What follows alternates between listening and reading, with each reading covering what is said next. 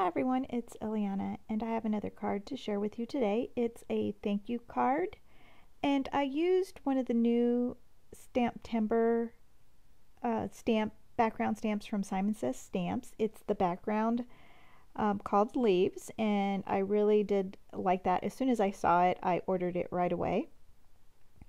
And what I am doing is I have this idea in my head that I wanted to create fall leaves with it, and so I'm just taking a little ink dauber and using Papertrey Canyon clay.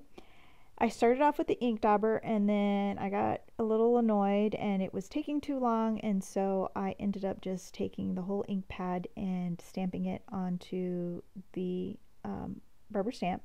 I'm using the ink dauber to soften the edges, and it doesn't take all of the ink off, but it gets the harsh lines from the shape of the ink pad off the stamp, and so I'm just using that.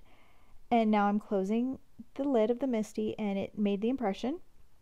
And so you can see that there's lighter parts and darker parts of the Canyon clay on the cardstock. And I did just cut a piece of cardstock just to go the width of the stamp because I wanted to pick out the best part of the stamped image for the front of my card. And so I've stamped again, and I added more Canyon clay, and now I'm going to switch over to my ripe avocado and just to have a little bit of green.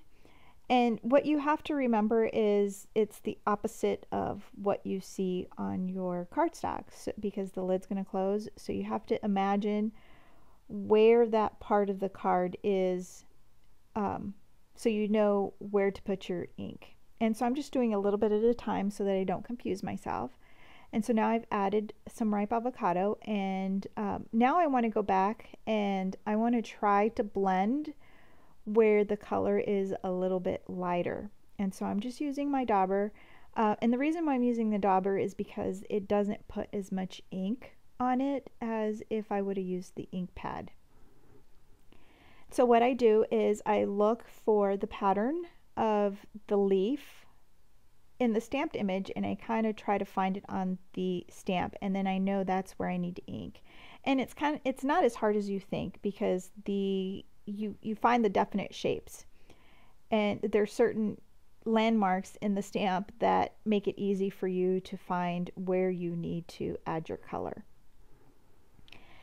I did want to add a little bit of red, but I thought it would be a little too much, so I just decided that when you do the two colors, the green and the orange rusty color of the Canyon clay, when those two colors mix together, it does make a third color, and so that's why I decided not to add the red, but you can.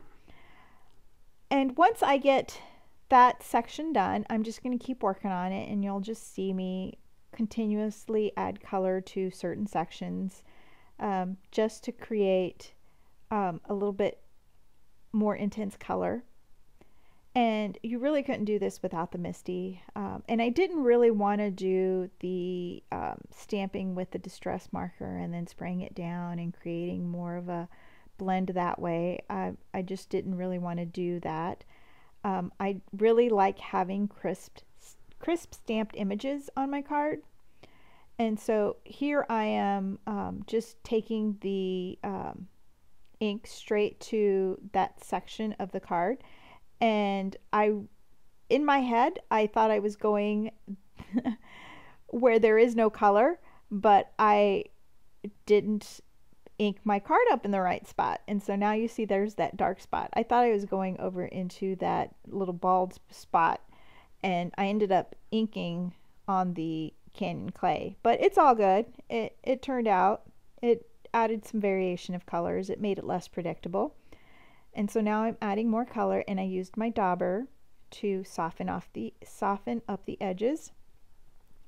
And I do want the green to be a little darker, and so I'm looking for the pattern and I'm adding more ink, and I continue to do this.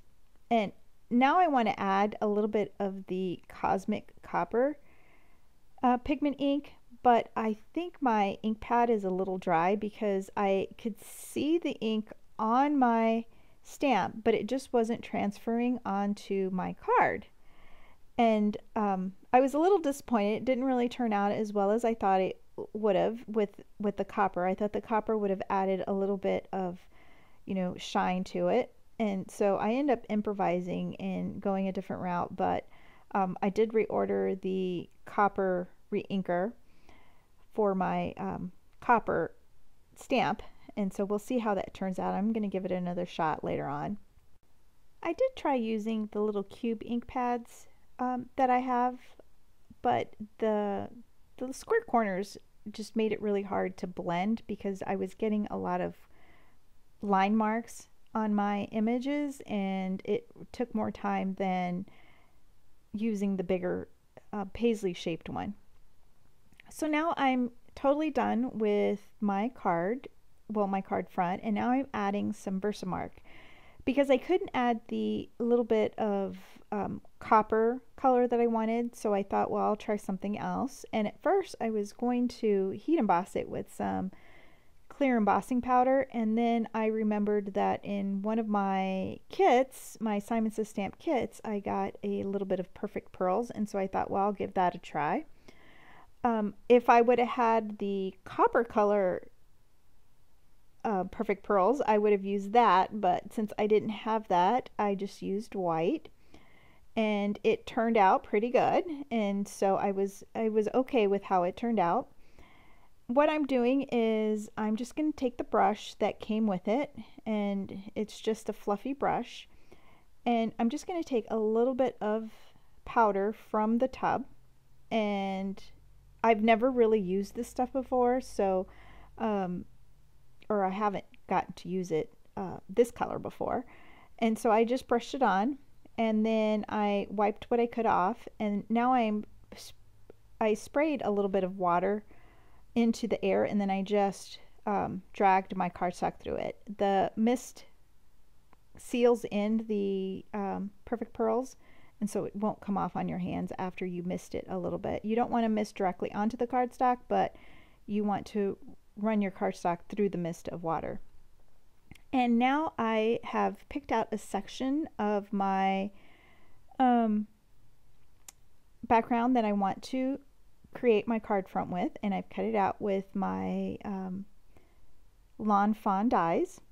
I've taken the Thanks die from Mama Elephant, and I cut out quite a few, I think I cut out 4, and I stacked them together and I glued them together, and then I added the Cosmic Copper ink to the front of it, and so now it has the coating on it, and I had to work at it quite a bit to get the pigment to transfer onto the